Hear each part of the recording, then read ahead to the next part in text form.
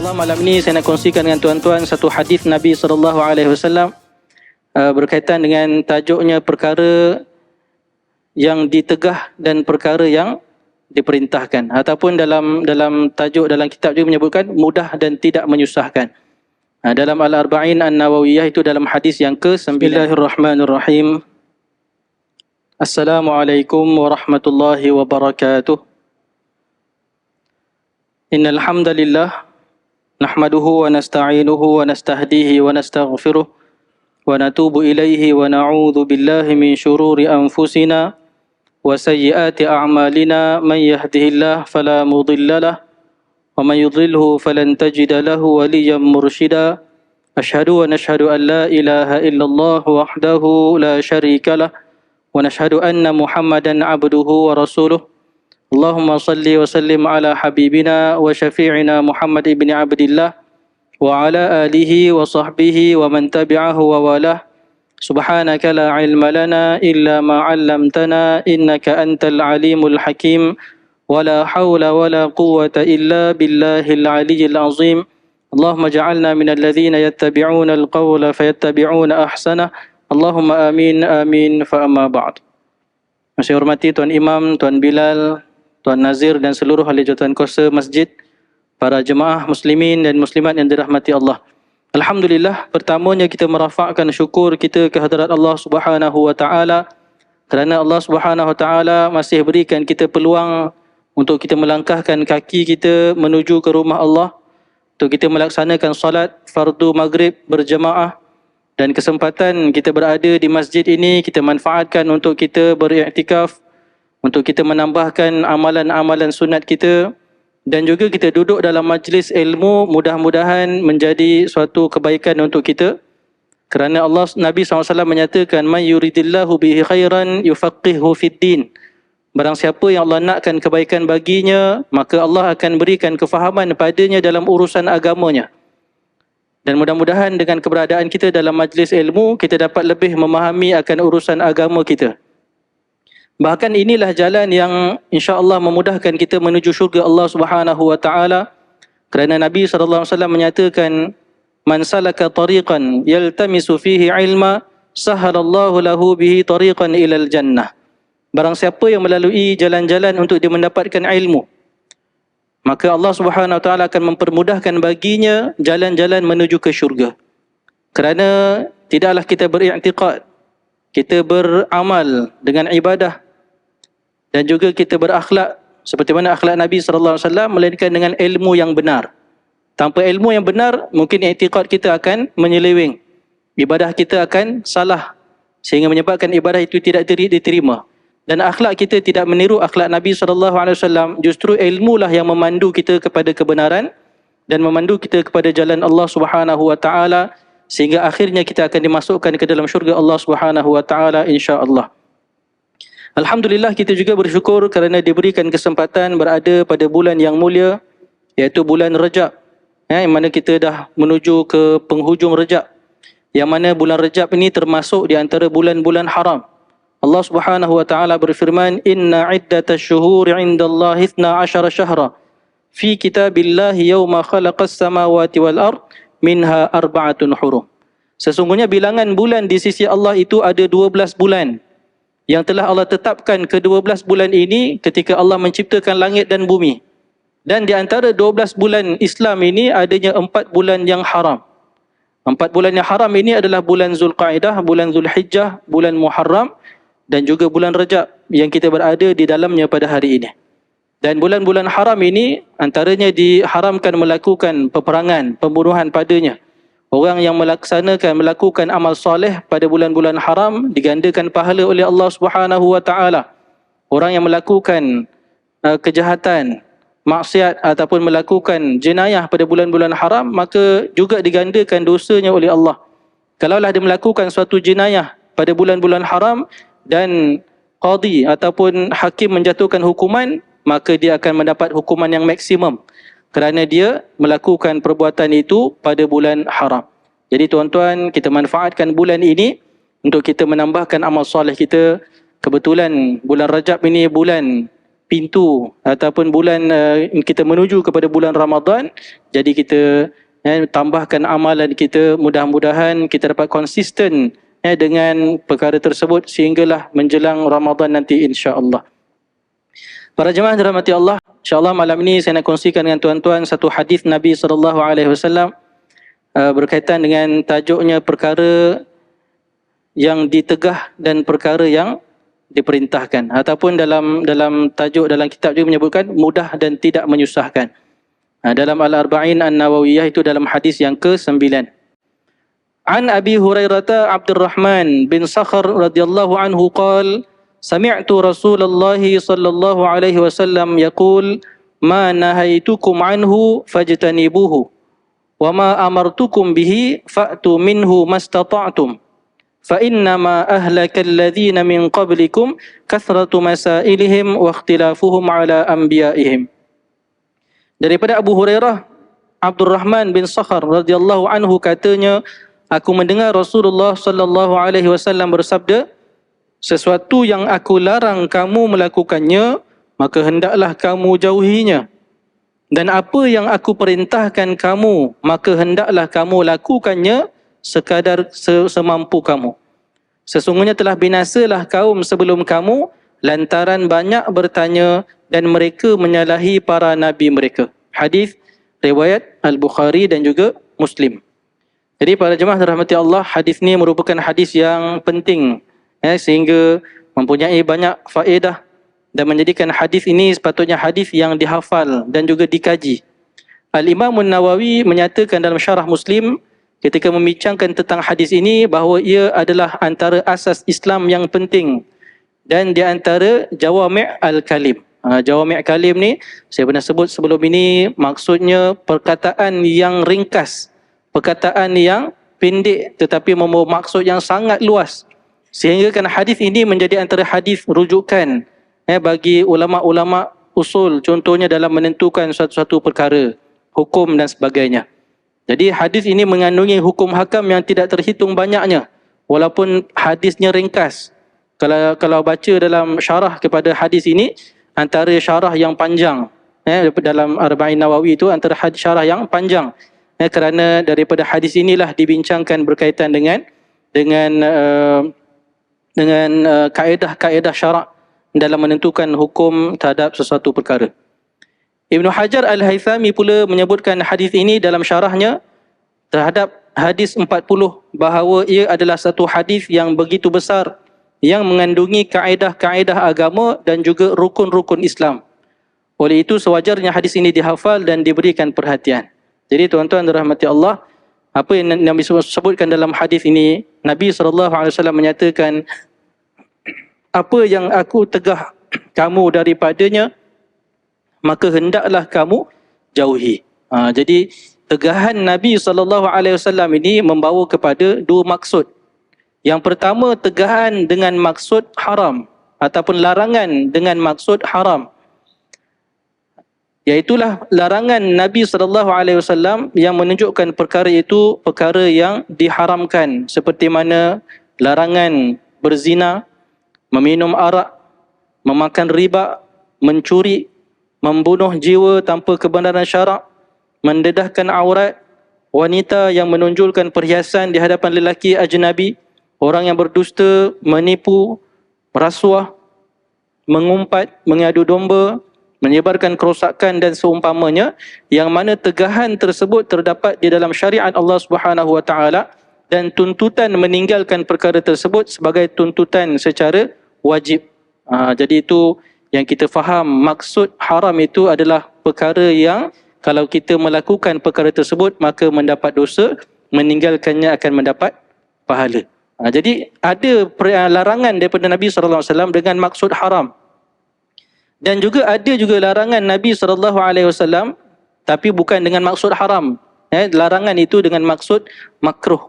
Makruh ni maknanya perbuatan yang tidak disukai oleh Allah dan Rasulnya. Maknanya kita dituntut untuk meninggalkan perbuatan tersebut. Sebagai contoh, memakan bawang besar ataupun bawang putih yang mentah kepada siapa yang nak melakukan solat Jumaat ataupun solat berjamaah. Jadi ini ada larangan daripada Nabi SAW, tapi larangan ini bukan dengan maksud larangan yang haram, tapi dengan maksud larangan yang makruh. Bagaimanapun kedua-dua larangan ini dituntut untuk kita meninggalkannya. Sebab tu Nabi kata, apa yang aku larang kamu melakukannya, fajtanibuh, kamu hendaklah jauhi. Bukanlah tak boleh buat saja, bahkan kena jauhi perkara tersebut. Kerana apa? Kerana dalam bab makruh juga ada yang makruh tahrim, kan, yang cenderung kepada haram. Ada yang makruh tanzih. Jadi maknanya ada peringkat-peringkatnya dalam bab yang makruh. Tapi bukanlah makna makruh tak apa, bukan haram pun boleh buat, kan. Tapi makruh dengan maksud kita, Nabi kata jauhilah.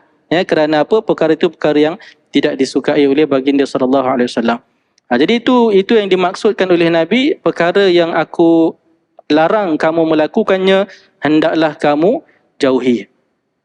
Jadi dalam bab kita meninggalkan perkara yang dilarang, maka ada keadaan-keadaan yang menyebabkan kita terpaksa melakukan perkara yang dilarang tersebut, yang disebut keadaan itu sebagai keadaan yang darurat. Darurat atau darurah, yang mana kita dituntut meninggalkannya tetapi ada keadaan terpaksa melakukan atau mengambilnya. Maka keadaan yang darurat ini datang kaedah syarak menyatakan ad-darurat tubihul mahzurat. Maknanya perkara yang darurat mengharuskan perkara yang dilarang. Jadi maknanya dalam Islam ini ada kaedah-kaedah syarak dalam kita berhadapan dengan larangan atau perintah daripada Allah dan Rasul sallallahu alaihi wasallam, yang mana kalau keadaan itu darurat, maka kaedah menyebutkan perkara darurat mengharuskan perkara yang dilarang.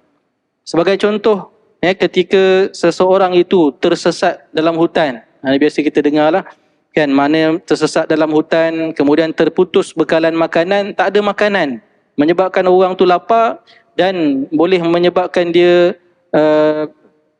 sampai peringkat boleh mengancam nyawanya. Maka ketika itu mungkin ada binatang-binatang yang tidak halal dimakan, contohnya babi hutan lalu kat situ, kan, tak ada pilihan, bunuh babi hutan tu, boleh makan tak? Boleh makan sekadar nak menyelamatkan nyawa, kerana keadaan ketika itu darurat. Kalau tak makan maka dia akan mati. Jadi antara maqasid syarak ini adalah menjaga nyawa. Jadi dalam keadaan darurat begitu, maka terpaksa makan daripada daging ataupun bangkai, daging yang haram atau bangkai, keadaan itu dibolehkan. Kerana dalam Quran Allah SWT menyatakan, famanitturra ghaira baghin wala 'adin fala ithma 'alaihi innallaha huwal ghafurur rahim. Innallaha ghafurur rahim. Maksudnya barang siapa yang terpaksa memakannya kerana darurat, sedang dia tidak mengingininya dan tidak pula melampaui batas pada kadar benda yang dimakan itu, maka tidaklah ia berdosa. Sesungguhnya Allah Subhanahu wa taala itu Maha Pengampun lagi Maha Mengasihani. Jadi dalam perkara darurat ini, ada keadaan darurat itu yang menyebabkan perkara yang diharamkan itu dibenarkan. Tapi kaedah yang datang selepasnya menyatakan ad-darurat tuqaddar biqadariha. Maknanya perkara darurat itu ditentukan berdasarkan keperluannya sahaja. Maksudnya kalau dia duduk dalam hutan tersesat, kan, sehingga dia terputus bekalan makanan, mengancam nyawanya, maka terpaksa makan bangkai. Nampak ada bangkai binatang ke apa, terpaksa makan. Jadi perkara darurat itu tuqaddar biqadariha, ditentukan sekadar nak melepaskan darurat itu sahaja. Mana kalau dia makan daging babi dalam keadaan yang darurat, sekadar nak selamatkan nyawanya sahaja. Jangan pula dia lepas makan tu tengok banyak lagi belen, simpan dalam freezer pula. Sebab apa? Sebab sayang, dah banyak sekor, kan. Jadi dia simpan dan buat stok makan lain kali. Jadi itu tidak boleh dalam keadaan darurat, hanya nak melepaskan darurat itu sahaja. Begitu juga seseorang yang dia terpaksa membuka auratnya di hadapan doktor. Datang jumpa doktor, cakap saya sakit bahagian tempat-tempat sekian-sekian, tempat sulit dan sebagainya. Jadi doktor kata, tolong buka, tunjuk kat mana tempat yang sakit. Kita kata tak boleh doktor, haram. Jadi doktor kata tak apalah, awak baliklah, cek sendiri, rawat sendiri. Jadi dalam keadaan yang darurat, tak ada pilihan, terpaksa kita membuka aurat, maka kita guna kaedah syarak tadi, ad-darurat tubihul mahzurat. Keadaan darurat itu mengharuskan perkara yang dilarang, yang diharamkan, maka ketika itu harus kita membuka kawasan tersebut. Tetapi dengan kaedah yang kedua tadi, ad-darurat tuqaddar biqadariha, sekadar nak melalui proses rawatan tersebut sahaja. Doktor kata suruh buka sikit, kita buka semua. Itu tak boleh lah. Kan, jadi dalam keadaan itu maka dibolehkan sekadar untuk mengangkat ataupun menghilangkan keadaan darurat itu sahaja. Juga sesiapa yang mempunyai modal yang kecil tidak dikira darurat kepadanya untuk bermuamalah dengan riba dengan tujuan memperluaskan perniagaannya. Begitu juga sesiapa yang memiliki tempat tinggal yang kecil dan terpencil tidak dikira darurat yang mengharuskannya untuk bermuamalah dengan riba dan dia memiliki tempat tinggal yang lebih selesa. Ini antara contohnya lah. Maknanya tidak boleh kita menentukan darurat itu mengikut hawa nafsu kita. Dia kata ni darurat ni tak apa kan, kita pun buatlah, ambillah perkara yang haram. Jadi kadang-kadang keadaan itu tidak sampai kepada darurat. Jadi nak menentukan darurat ini hendaklah kita kena merujuk kepada mereka yang ahlinya di kalangan alim ulama ataupun merujuk kepada pakar-pakar kalau berkaitan dengan kesihatan dan sebagainya. Jadi begitu juga dalam kitab ini disebutkan wanita yang mempunyai suami atau walinya yang memberi nafkah dalam kehidupannya tidak dikira darurat yang mengharuskannya untuk bergaul bebas dengan lelaki atau berkhaluat dengan mereka di dalam kerja-kerja dan jawatan.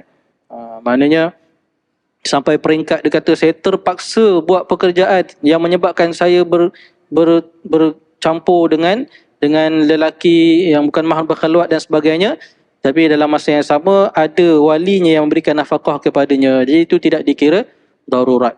Begitu juga orang yang terpaksa, dia kata terpaksa bagi dirinya, darurat katanya. Sebab apa? Sebab dia perlukan pekerjaan dan pekerjaan yang ditawarkan kepadanya itu melibatkan dia dengan perkara yang haram.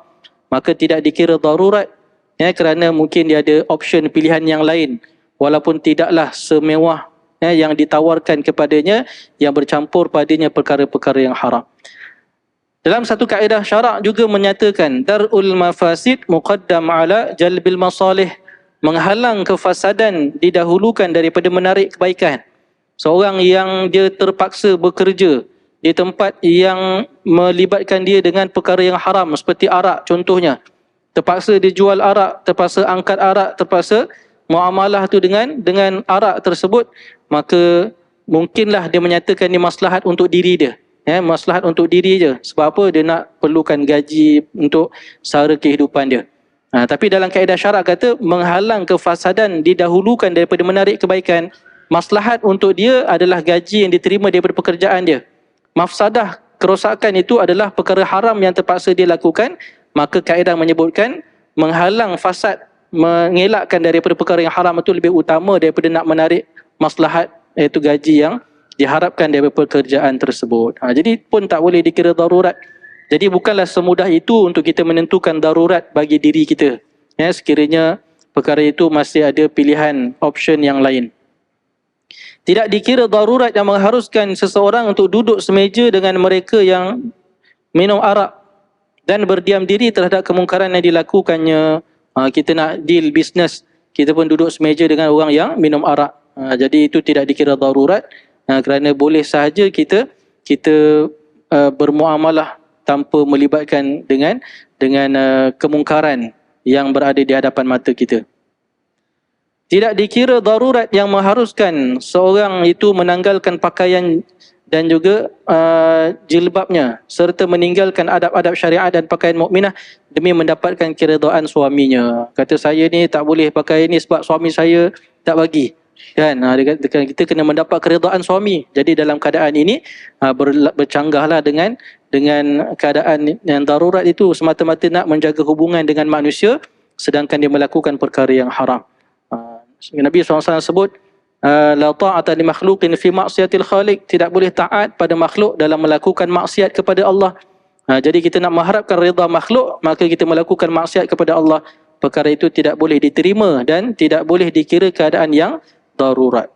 Jadi Jadi ini makna kaedah-kaedah syarak yang datang dalam kita berhadapan dengan perkara-perkara tegahan apabila kita tidak mampu untuk meninggalkannya. Dengan sebab-sebab tadilah darurat. Pagi tadi saya mengikuti satu kursus pengurusan jenazah COVID-19. Jadi disebutlah masa waktu dulu, masa ketika musim Omicron, Delta dan sebagainya, masa tu jenazah COVID ni banyak kan. Jadi keadaan jenazah ni dah teruk lah. Maknanya diorang kena simpan sampai 3 hari, nak tunggu keputusan keputusan sama ada dia ni meninggal sebab COVID dan sebagainya. Jadi pengurusan jenazah COVID pula ada keadaannya tak boleh disempurnakan. Maknanya sepatutnya satu jenazah itu mestilah dimandikan, kemudian dikafankan, disembahyangkan, kemudian dikebumikan. Tapi perkara pertama nak mandikan tu dah jadi masalah sebab tak boleh kontak direct dengan jenazah. Jadi macam mana nak selesaikan perkara ini? Wajib memandikan jenazah tersebut. Maka lepas daripada masuk dalam body bag tu, kemudian first diorang tayamum. Lepas tu keluar pula fatwa kata tak boleh tayamum sebab tak dikira tayamum tu sebab tak kena direct dengan kulit. Maka ambil kaedah tadi kan, ad-darurat tubihul mahzurat, terpaksa tinggal tayamum. Maknanya tak ditayamumkan, terus kepada dikafankan. Kafan pun tak boleh pakai kain kafan. Jadi dianggap body bag itu adalah sebagai kafan. Sebab apa tadi sebut darurat tubihul mahzurat, sepatutnya kena mandikan, tak boleh. Kemudian patutnya dikafankan, tak boleh dengan kafan dengan kain, maka dengan body bag itu sebagai syarat menutup menutup badan mayat jenazah. Kemudian disolatkan, siapa yang uruskan tu dia yang solatkan, kemudian dikebumikan. Itu maknanya ad-darurat tubihul mahzurat, ad-darurat tuqaddar biqadariha. Maknanya sekadar yang darurat itu sahaja. Bila keadaan sekarang ni dia dah jadi tak serius macam dululah. Jadi pengurusan jenazah COVID tu sekarang ni, jenazah tu dimandikan. Jadi SOP dia berubah. Kan? Jadi sebab apa? Sebab ulama nak menentukan fatwa pengurusan jenazah COVID mengikut situasi semasa. Mengikut situasi semasa dengan nasihat daripada alim ulama dan nasihat daripada pakar-pakar perubatan. Jadi sekarang ni pengurusan jenazah COVID tak sama macam masa waktu Delta dulu. Kan, mana sekarang ni dia dimandikan kan, kemudian tapi cukup syarat dimandikan sahaja, kemudian dikafankan. Kafan pun masih dalam body bag. Lepas masuk body bag, dia dah zip, barulah dikafankan dengan kain. Kemudian barulah sembahyangkan dan dikebumikan. Maknanya menggunakan kaedah-kaedah yang disebutkan dalam kitab ini. Jadi itu dalam kita berhadapan dengan perkara-perkara yang dilarang. Dalam bab pengurusan jenazah COVID itu dalam bab perkara yang diperintahkan. Kita menguruskan jenazah itu, kaedah-kaedahnya telah ditentukan oleh syarak. Okey, yang keduanya berkaitan dengan perkataan Nabi SAW, "Wa ma amartukum bihi fa'tu minhu mastata'tum." Dan perkara yang aku perintahkan, maka hendaklah kamu datangkan, kamu laksanakannya mengikut kemampuan kamu. Jadi dalam bab perkara yang diperintahkan juga ada dua. Yang pertama, perintah dengan maksud wajib.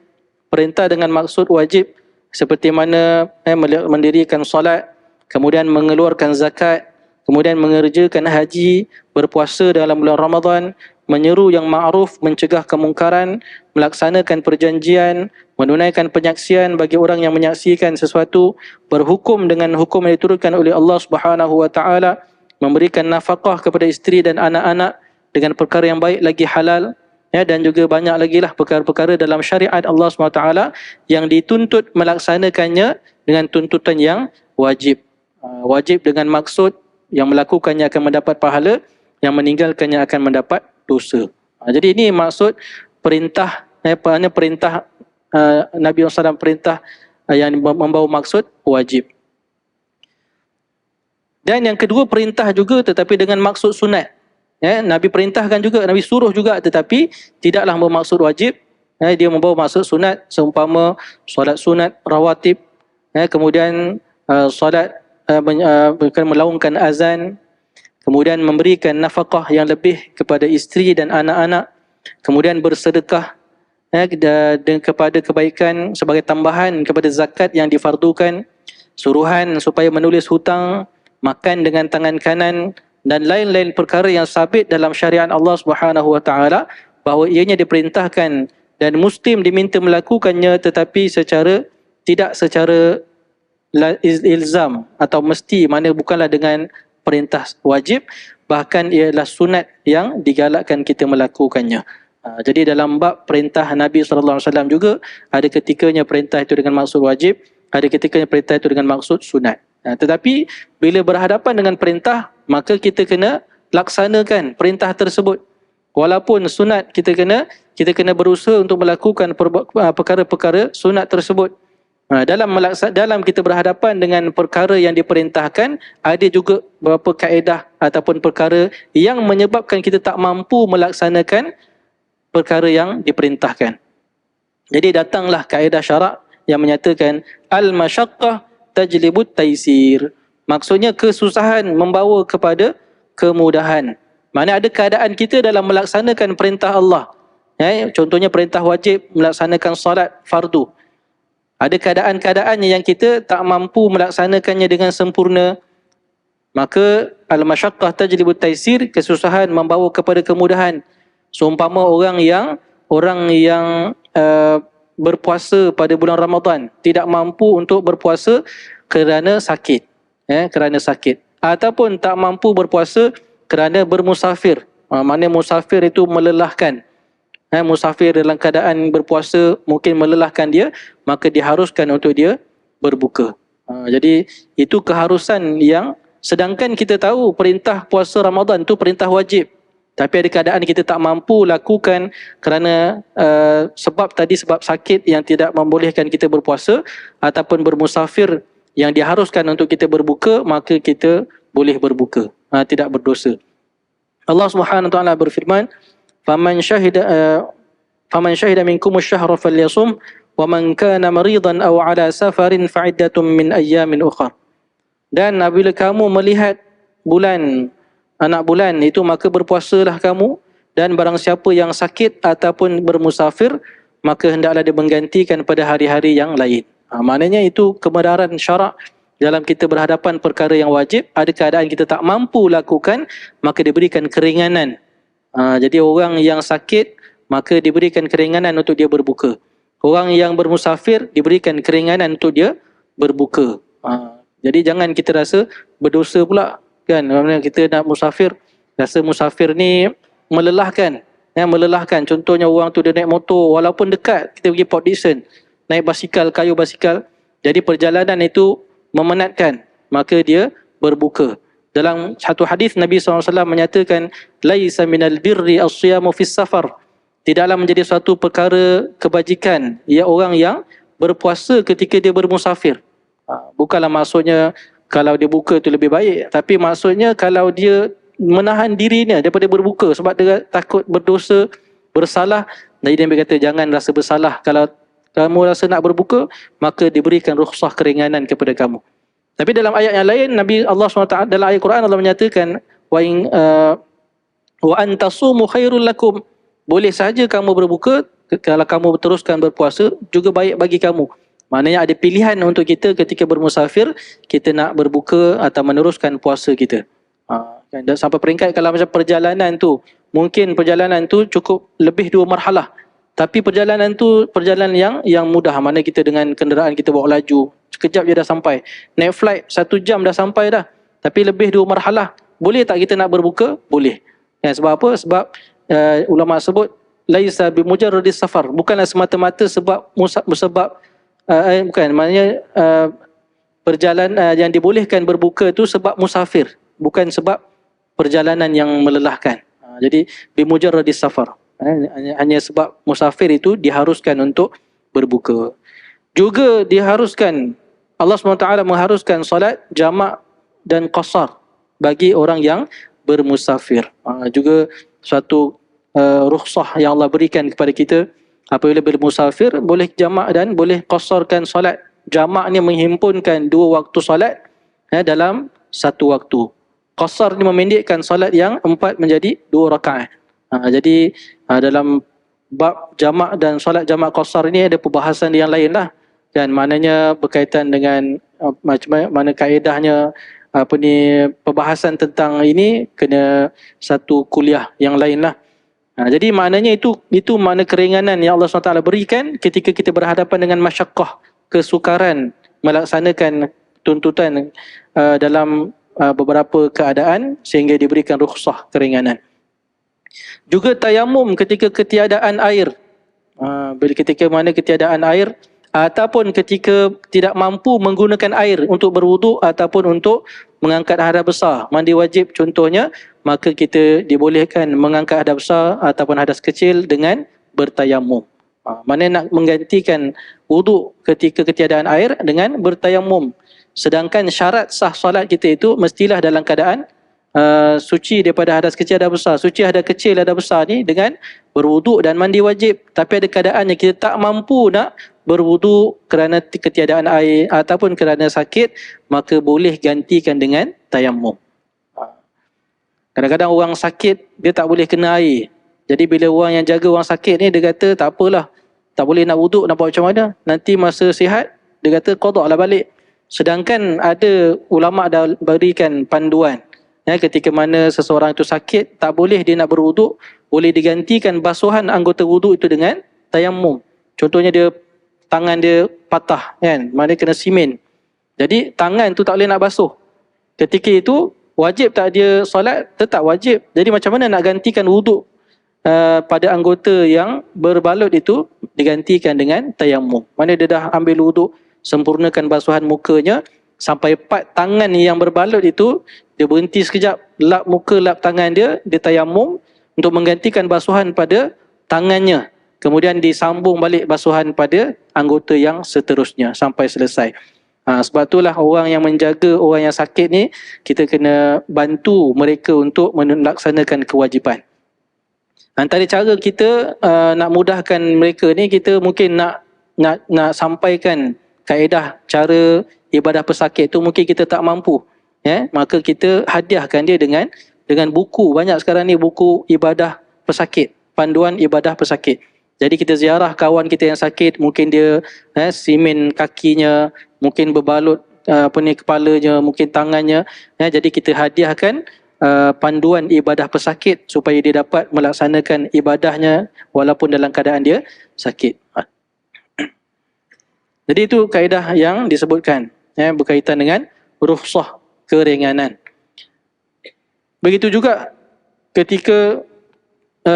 kaedah menyebutkan dimaafkan sebahagian daripada najis yang amat sukar dielakkan, seperti darah pada kudis ataupun bisul dan debu di jalanan yang biasanya mempunyai najis. Maknanya kalaulah kita dah berusaha membersihkan, kemudian kita dah berusaha untuk membersihkan daripada darah pada kudis dan sebagainya, tapi ada sikit-sikit tak boleh nak elak, tak boleh nak hilang. Lepas bersihkan dia keluar lagi, yang sikit-sikit itu dimaafkan. Begitu juga sebahagian daripada akad yang sepatutnya perlu dijelaskan, ditentukan, seperti orang yang masuk bilik air. Maknanya kalau ikut akadnya tu mesti ditentukan masanya ataupun bilangan air yang akan digunakan. Tapi sebab kesukaran kita nak menentukan berapa liter kita nak pakai air dalam tandas tu contohnya, maka dimaafkan untuk kita tidak menentukan kadarnya. Sama juga seperti orang yang mengupah tukang cukur. Berapa helai kita nak cukur ni kan? Kalau ikut kaedahnya kena tentukan berapa bilangan rambut yang nak dicukur, tetapi sebab susah nak kira, maka dimaafkan ataupun dibenarkan oleh syarak untuk tidak menyukarkan keadaan tersebut. Kemudian itu dalam bab kita Nabi SAW menyatakan tadi, perkara-perkara yang aku larang hendaklah kamu jauhi. Ada keadaan kita terpaksa, perkara yang aku perintahkan hendaklah kamu laksanakan semampunya. Ada keadaan kita tak mampu laksanakan dengan sebab-sebab tertentu, maka ada keringanan yang disebut sebagai rukhsah tadi. Kemudian ada juga disebutkan dalam ini kadar kesusahan yang boleh membawa kepada kemudahan. Maknanya tidaklah semua perkara yang susah kita nak lakukan dari sudut perintah dan kewajipan itu untuk kita boleh tinggalkan atau kita ringankan. tetapi ada kaedahnya. Kerana apa? Terdapat juga bentuk kesusahan yang melazimi taklif syarak. Maknanya bukanlah kita rasa macam susah lah nak buat benda ni, kita kata tak apalah, tinggallah, agama ni kan mudah. Tak boleh begitu. Sebab apa? Ada perkara-perkara taklif syarak yang bersama-samanya kesusahan.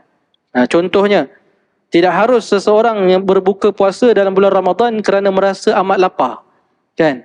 Sedangkan memanglah dalam kita melaksanakan ibadah puasa, menahan diri daripada makan dan minum. Dan perkara yang batalkan puasa bermula terbit fajar sampai tenggelam matahari. Bila tahan diri daripada makan dan minum, maka kita akan berasa lapar. Jadi kita tak boleh kata lapar lah, kan? Jadi kita kata ni susah lah kita nak teruskan puasa, kita berbuka puasa. Jadi tidaklah maknanya semua keadaan yang kita rasa susah mesti kita tinggalkan, kerana taklifan syarak ni bersamanya ada juga yang kita kena melalui kesusahan. Tidak harus bagi seseorang yang mampu mengeluarkan belanja menunaikan ibadah haji dan tubuh badannya yang sihat untuk tidak menunaikan fardu haji kerana kesukaran bermusafir dan berjauhan daripada ahli keluarga dan tanah air. Tak nak pergi haji sebab apa? Sebab tak nak tinggalkan pekerjaan dia, ataupun tak nak tinggal ahli keluarganya. Padahal dah ada kemampuan dah, dapat panggilan dah, tapi rasa malas lah nak jalan jauh, penat dan sebagainya. Maka itu tidak dikira masyaqqah yang dibolehkan untuk dia meninggalkan kewajipannya. Tidak harus bagi seseorang meninggalkan amar ma'ruf dan nahi mungkar kerana takutkan siksaan dan penolakan. Maka kewajipan itu mesti dipenuhi, kerana itu tuntutan yang memanglah tak ada orang yang nak semua nak boleh terima kita nasihat dan sebagainya. Tapi dalam keadaan itu kewajipan itu mestilah dipenuhi. La yasqutul maisur bil ma'sur. Ada juga kaedah menyebutkan tidak gugur perkara yang mudah dengan sebab perkara yang payah. Sebagai contoh, seorang mukallaf kadang-kala berada dalam satu keadaan yang sukar baginya melakukan suruhan syarak keseluruhannya ataupun sememangnya suruhan itu susah baginya, tapi dia boleh dan berkemampuan untuk melakukan sebahagian daripadanya. Dalam keadaan ini, dia wajib melakukan sebahagian yang mampu dilakukannya. Maksudnya seperti orang yang dia mampu untuk menggunakan air untuk berwuduk, tetapi tidak mencukupi air tersebut, maka digunakan air itu sebahagiannya dan sebahagian lagi anggota yang baki itu dia bertayamum. Sesiapa yang punya sesuatu untuk menutupi sebahagian auratnya, maka wajib menutupkan auratnya sebanyak yang mungkin daripada apa yang didapatinya. Sesiapa yang telah sembuh dari penyakitnya pada waktu tengah hari, maka dia wajib menahan diri daripada makan dan minum sehingga tibanya waktu berbuka. Begitu juga seorang perempuan yang didatangi darah haid, bila haidnya telah berhenti, maka dia hendaklah di dalam keadaan kedua-dua masalah ini, dia mengqadakkan puasa pada hari tersebut dan ia adalah wajib. Jadi walaupun dia terhenti pada pertengahannya darah haidnya, tapi puasa pada hari tersebut hendaklah diganti dan dia menahan dirinya daripada makan dan minum sebahagian daripada hari dalam hari-hari Ramadan, dalam hari-hari berpuasa tersebut. Jadi itu yang dimaksudkan dalam hadis Nabi SAW menyatakan, perkara yang aku perintahkan hendaklah kamu lakukan semampu kamu, tapi ada keadaan-keadaan yang mungkin kita tak mampu nak melakukan apa yang diperintahkan, maka kita diberikan keringanan, tetapi mestilah dirujuk kepada para ulama untuk kita menentukan keringanan tersebut supaya kita tidak bermudah-mudah dalam mengambil rukhsah ataupun kita dalam meninggalkan perkara-perkara yang diharamkan. Jadi dalam bab ini kena rujuklah. Sekarang ni banyak fatwa-fatwa tentang isu-isu kontemporari, maknanya isu-isu fiqah, permasalahan fiqah telah pun diselesaikan, dibahaskan. Kita tinggal mengambil dia punya natijahnya sahaja, mengambil kesimpulan daripada perbahasan dalam fatwa tersebut. Yang boleh kita cari dalam banyak laman-laman web, antaranya Mufti Wilayah dan juga jabatan-jabatan mufti negeri-negeri yang biasa membahaskan tentang perkara-perkara yang terkini dalam bab-bab tertentu. Sebagai contoh dulu virus Zika kan, bila datang virus Zika, hukum sebenar menggugurkan kandungan tu haram. Tapi dalam keadaan-keadaan yang darurat, ketika mana mengancam nyawa ibu dan anak dalam kandungan, maka fatwa dikeluarkan berkaitan dengan hukum harus menggugurkan kandungan jika maknanya kandungan itu tidak diyakini tidak akan selamat dan juga mengancam nyawa ibunya, maka diharuskan untuk menggugurkan kandungan dalam kes mana virus Zika tersebut. Jadi maknanya dalam bab menentukan keadaan yang membolehkan kita melakukan perkara yang dilarang ataupun meninggalkan perkara yang diperintahkan, hendaklah merujuk kepada para ulama dan kepada pakar-pakar yang tertentu. Kemudian dalam hadis yang terakhir Nabi SAW menyatakan, fa innama ahlakal ladzina min qablikum kathratu masailihim wa ikhtilafuhum ala anbiya'ihim, telah binasalah kaum sebelum kamu kerana banyaknya bertanya dan mereka berselisih dengan para nabi mereka. Maknanya ini pertanyaan ada beberapa hukum. Ada pertanyaan yang wajib tentang kita punya tuntutan ke atas diri kita, nak menyempurnakan kewajipan kita seperti solat, puasa, zakat, haji dan sebagainya, yang perlu kita belajar dan kita bertanya. Maka itu soalan-soalan dengan hukumnya wajib dalam menyempurnakan fardu ain. Ada juga soalan-soalan dengan hukum fardu kifayah. Ada juga soalan-soalan yang sunat. Ada soalan-soalan yang haram. Kan, bila mana kita bertanya untuk istihza', bersendakan hukum agama, ataupun soalan kita itu bertujuan untuk nak menyusahkan. Mana kita tanya itu sebab apa? Supaya kalau dijawab soalan itu menjadi fitnah. Dan sekarang orang pantang ada isu, jumpa dengan tokoh-tokoh tertentu, tanya soalan supaya jawapan itu boleh digunakan untuk merosakkan hubungan antara orang dan juga mengapi-apikan antara dua kumpulan dan sebagainya. Jadi itulah maknanya ada keadaannya pertanyaan itu dilarang, pertanyaan-pertanyaan itu mendatangkan kepada perkara yang tidak baik, dan juga ada keadaannya pertanyaan-pertanyaan ini dituntut oleh Islam untuk kita bertanya. Jadi sekadar itulah perkongsian saya pada malam ini. Mudah-mudahan kita mendapat manfaat, kelebihan kebaikan insya-Allah. Wallahu a'lam. Aqulu qawli hadza astaghfirullahal azim li wa lakum. Assalamualaikum warahmatullahi wabarakatuh.